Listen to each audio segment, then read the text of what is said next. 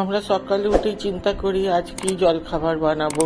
সেই জন্য দেখুন ঘরে থাকা সব জিনিস দিয়ে আমি আজকে একটা রেসিপি বানাচ্ছি। চিড়ে থাকলে মোটা পাতলা যা হবে, চিড়েটাকে ভালো করে ধুয়ে নিতে হবে 2-3 বার। এইভাবে ধুয়ে নিয়ে জলটাকে ফেলে দিয়ে, আমার 1 কাপ চিড়ে ছিল, 1 কাপ সুজি, 1 কাপ দই দিয়ে এটাকে ভালো করে মিলিয়ে নেব। এভাবে খুব ভালো করে মিলিয়ে নিতে হবে প্রথমেই চামচ দিয়ে। এভাবে চেপে চেপে পুরো সুন্দর করে মিলিয়ে নেব। এটা বানাবেন, দেখবেন সবাই খুব ভালো খাবে, বাচ্চা বয়স্ক সবাই। খুব নরম হয়।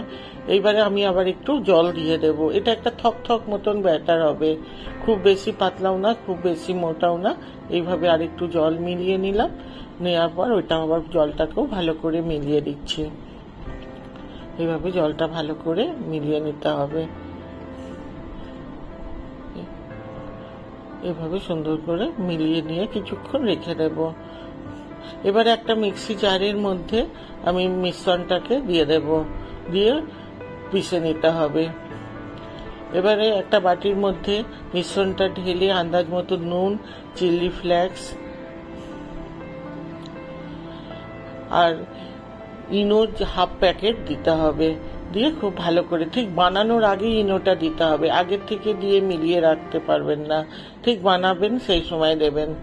দেওয়ার পর ফ্রাই প্যানের মধ্যে একটু তেল ব্রাশ করে নিয়ে আমি 2 হাতা দিয়ে এমনিভাবে গোল গোল করে নিতে হবে হাতার পেছনটা দিয়ে। আপনারা যদি মনে করেন একটু ধনে পাতাও মিশ্রণটার মধ্যে মিলিয়ে দিতে পারেন, কিছু ভেজিটেবিলও মিলিয়ে দিতে পারেন। এইভাবে ঢেকে দিয়েছিলাম। দেওয়ার পর উপর থেকে আবার একটু তেল ব্রাশ করে নেব। এইভাবে তেলটা ব্রাশ করে, খুব একটা তেলও লাগে না এটাতে। দেখুন ওপর দিয়ে একটা হালকা লাল লাল দেখা যাচ্ছে। এইভাবে এখন আমি উল্টিয়ে নেব।